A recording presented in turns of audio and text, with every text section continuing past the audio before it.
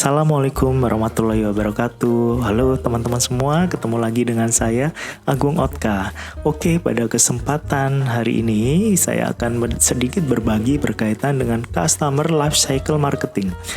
Apa itu Customer Lifecycle Marketing? Jadi perjalanan customer dari dia melihat produk Anda di sosial media, di marketplace, di website, mungkin di iklan Anda, dia membandingkan sampai dengan dia memutuskan untuk membeli produk Anda. Dan setelah membeli dia mau ngapain lagi? After salesnya ada nggak? Kemudian referralnya ada nggak? Oke, kita akan membahas satu persatu. Ini pasti seru. Jadi teman-teman yang pemula ingin benar-benar harus tahu benar-benar market pasar dari bisnis teman-teman sendiri ya. Baru bisa melihat habit dari para customernya. Apakah customernya itu melihat dari YouTube dulu, melihat dari Google dulu, dan sebagainya. Oke, yuk check it out.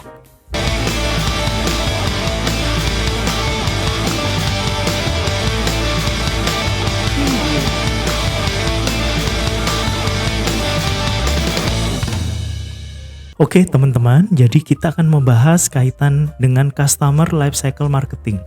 Jadi kalau dijabarkan lagi adalah perjalanan seorang customer mulai dari melihat iklan Anda atau apapun yang Anda unggah. Misalnya Anda unggah di Instagram, sosial media, mungkin Facebook dan sebagainya, mungkin website, untuk menarik perhatian mereka.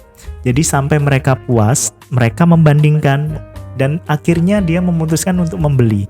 Setelah dia membeli, dia puas, kita harapkan dia mereferensikan kepada teman-temannya. Jadi saya rasa ini akan kalau dia puas dengan pelayanan kita atau produk kita, dia akan bersukarela untuk memberikan informasi yang baik kepada temannya. Itu sudah hukum alam sih sebenarnya ya.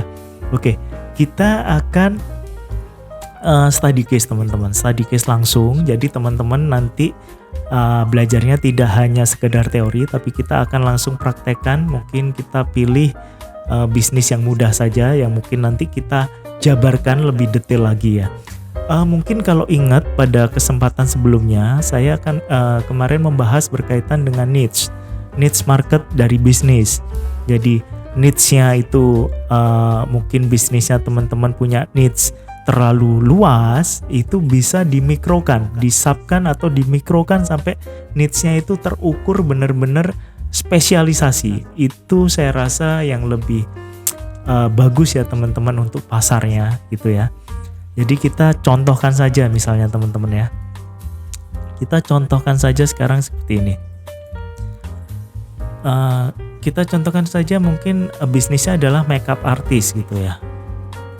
Oke, kita sedikit reminder yang kemarin ya. Kita bahaskan niche-nya. Niche-nya tetap makeup artist ya, MUA ya. Kemudian sub niche-nya. MUA itu kan banyak ya teman-teman ya. Ada mungkin makeup artist wedding, makeup artist fashion mungkin ya, atau mungkin apa? Makeup artist dan yang lain mungkin ya. Nah, ini kita contohkan aja mungkin teman-teman punya keahlian di MUA wedding gitu ya. Nah, MUA wedding. MUA wedding ini kan khusus pernikahan ya. Pernikahan banyak. Mau pernikahan yang gaya apa? Mau gaya Jawa, gaya Eropa, gaya modern atau apa? Nah, ini kita bisa mikrokan lagi, teman-teman. Mikro niche-nya. Nah, kita contohkan aja ke MUA Jawa ya. Jadi mungkin jadi khusus untuk makeup artist wedding tapi untuk adat Jawa. Ini bisa spesialisasi tertentu. Jadi memang teman-teman target pasarnya tepat, detail dan terukur gitu ya. Nah, setelah itu kita kembali lagi ya. Sampai sini mungkin sudah jelas. Nanti kalau mungkin kurang jelas bisa nanti sampaikan di kolom komentar ya.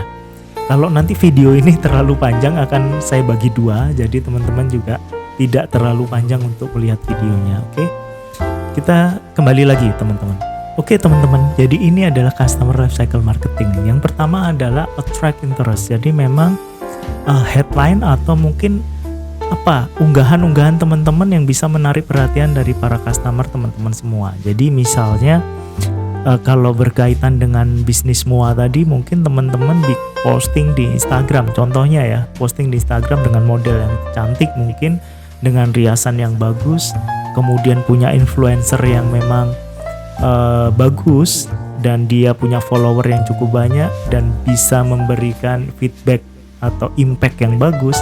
Saya rasa itu adalah pasti menarik perhatian. Itu adalah attract interest. Jadi memang menggali minat dari para customer. Kemudian setelah ada customer yang minat, teman-teman, kita lanjut ke capture leads-nya.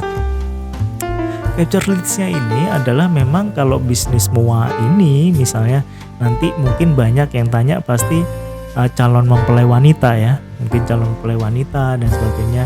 Nah, teman-teman ini bisa mainkan di sini. Jadi mainkan di sini lebih banyak bagaimana teman-teman bisa mengkolek database. Syukur-syukur bisa ambil emailnya, email dari para calon customer ini.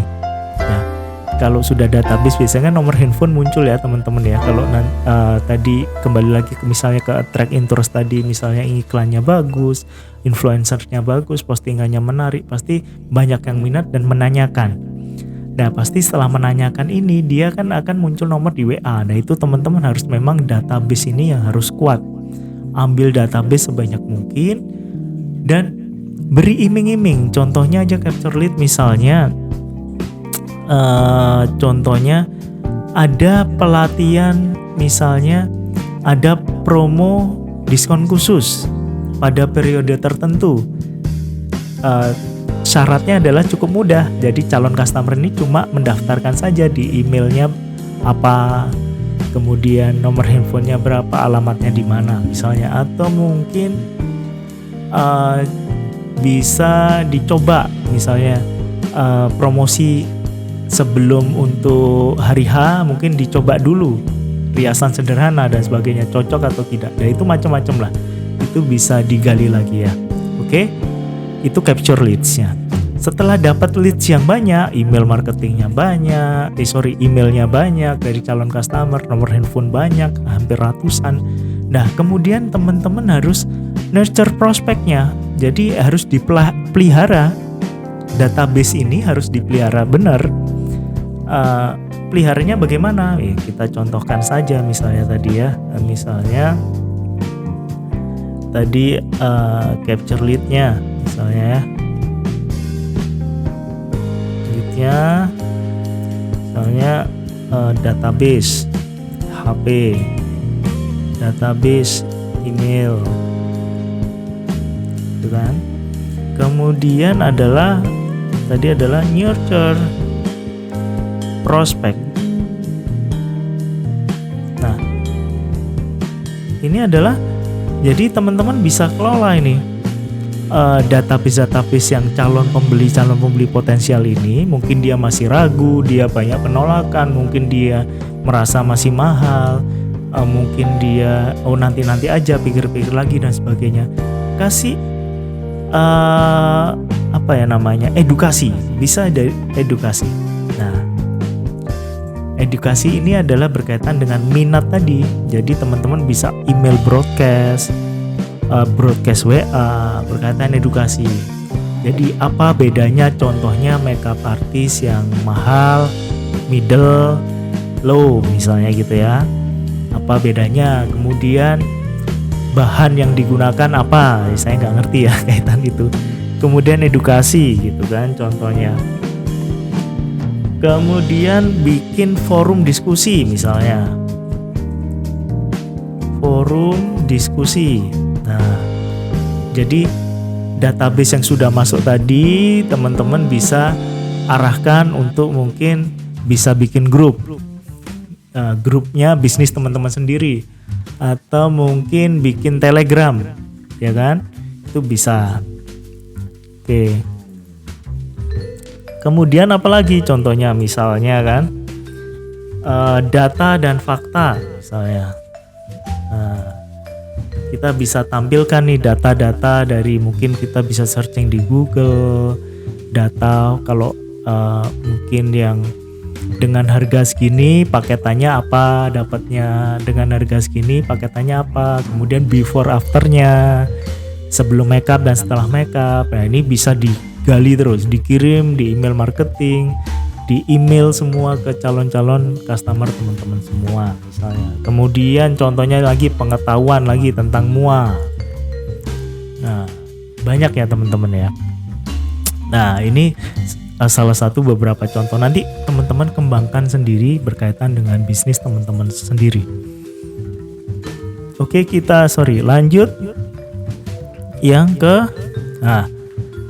convert sales. Jadi setelah dipelihara prospeknya diedukasi terus, dikasih before afternya, dikirimin testimoni dan sebagainya, akhirnya timbul convert sales, dijadikan penjualan. Akhirnya ada yang beli teman-teman ya, ada yang beli, akhirnya beli, oh ya ini bagus ya, sudah dipakai influencer ini, kemudian testimoninya bagus, Google bisnisnya bagus, rate-nya bintang 5 terus, ya oke, akhirnya beli, memutuskan untuk beli. Nah, kalau sudah memutuskan untuk beli ini, teman-teman harus juga pastikan SOP yang tepat. Nah, SOP yang tepat, kalau bisa memang SOP yang secara profesional. Jadi misalnya SOP-nya adalah jasa teman-teman ini harus orangnya visit ke tempat teman-teman, atau teman-teman yang visit ke tempat customer pertama misalnya. Yang kedua misalnya SOP tertentu yang berkaitan dengan makeup dan sebagainya lah, saya kurang tahu ya. Jadi mungkin itu bisa digali lagi teman-teman. Setelah convert sales, sudah jadi penjualan dan sebagainya, itu tadi proses delivery. Misalnya kalau produk misalnya sudah convert sales, sudah jadi penjualan, akhirnya proses delivery. Ya, deliverynya itu memang dipakai. Misalnya kalau produk di packaging yang bagus, punya brand yang brand packaging yang bagus dan sebagainya. Misalnya kalau jasa juga harus tepat waktu, kemudian pakai uniform yang bagus khusus, terus memang dan sebagainya ya. Jadi memang ini mewujudkan adalah secara profesionalismenya gitu kan. Kemudian upsell customer, setelah convert sales, deliver udah oke. Pastikan teman-teman produknya dan jasanya harus maksimal, bagus, dan bisa dipastikan customer itu puas. Memang itu prosesnya, butuh proses ya teman-teman, tapi saya rasa teman-teman yang bisa ngerti tentang produk atau jasanya sendiri buat customer itu merasa puas. Nah, oke. Kemudian lanjut upsell customernya. Nah, setelah MUA ini orangnya itu pakai kita jasanya, apakah ada path to money-nya? Misalnya gitu ya. Nah, path to money-nya misalnya ini lanjut ke upsell customer gitu ya.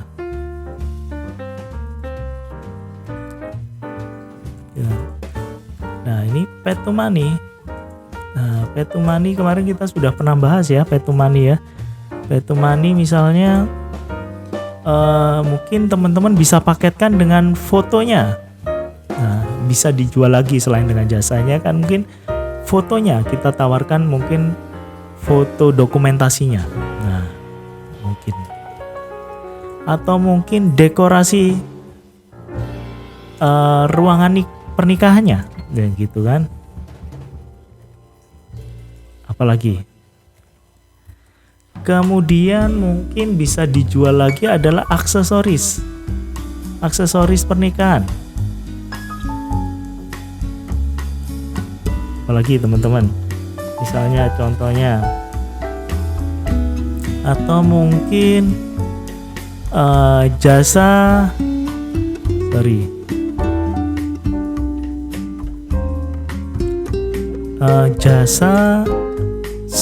buat seserahannya. Nah, teman-teman tidak perlu memang, kalau memang teman-teman punya tim yang bagus ya, sudah profesional, mungkin bisa digali semua ya. Tapi kalau memang teman-teman fokus semua, ya ini adalah fungsinya partner teman-teman. Cari partner, silaturahmi partner sebanyak-banyaknya, berkaitan mungkin nanti bisa diajak kerjasama. Kalau mungkin satu project dapat wedding, mungkin customernya ini belum punya pilihan untuk mungkin foto dokumentasinya dan sebagainya, teman-teman bisa tawarkan, siapa tahu dia juga deal juga berkaitan dengan itu namanya path to money ya.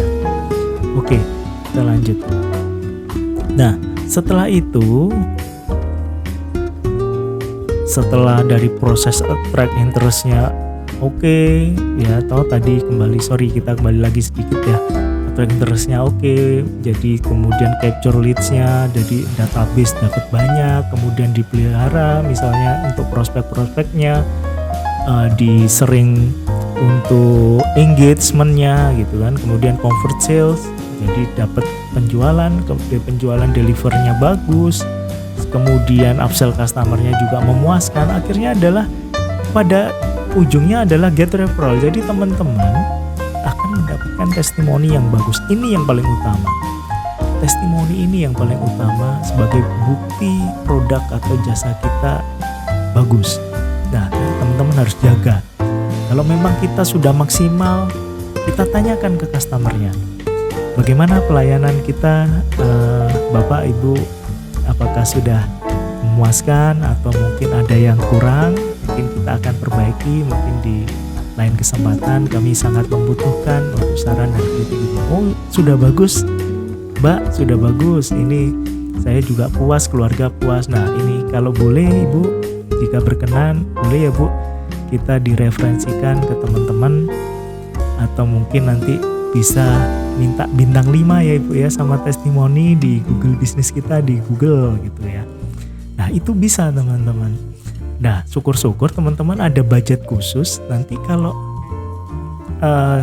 customer yang sudah deal ini mereferensikan ke temannya yang mau nikah. Nah, deal juga. Nah, kita kasih budget khusus, misalnya kita berikan 10% dari, atau mungkin kalau kebanyakan ya 5% referralnya untuk customer ini. Kalau tidak dalam bentuk uang, mungkin dalam bentuk produk, barang, aksesoris dan sebagainya, masih bisa banyak digali. Oke teman-teman, dari sini mungkin kalau saya rasa customer lifecycle marketing ini memang teman-teman harus tahu habit dari para customernya sendiri-sendiri. Marketnya juga harus dipegang benar-benar dan tahu karakteristik dari para customernya. Nanti kalau memang sudah bisa menjabarkan satu persatu seperti ini, saya rasa nanti tinggal berjalannya pasti akan lebih mudah. Berjalannya bisnisnya akan lebih terukur, terarah, dan tentunya kita akan menentukan database, atau mungkin kita akan tidak kekurangan database calon pembeli kalau memang sudah bisa menjalankan customer lifecycle marketing ini disesuaikan dengan bisnis teman-teman semua. Oke. Mungkin pada kesempatan ini saya hanya ini mungkin yang bisa saya bagikan. Jadi saya berharap ke depan saya juga akan membagi berbagai tips berkaitan dengan digital marketing, bisnis dan sebagainya. Jadi jika berkenan teman-teman boleh subscribe, boleh share, komentar dan like ya teman-teman, biar saya juga lebih semangat untuk membuat video-video yang oke, video-video yang memang study case langsung. Kita langsung tidak hanya belajar teori, tapi langsung praktek bagaimana seorang pengusaha muda, seorang pemula bisnis UMKM bisa naik kelas untuk menjadi lebih baik dan lebih profit. Oke, mungkin itu dari saya. Ada kurang lebihnya saya mohon maaf. Wassalamualaikum warahmatullahi wabarakatuh.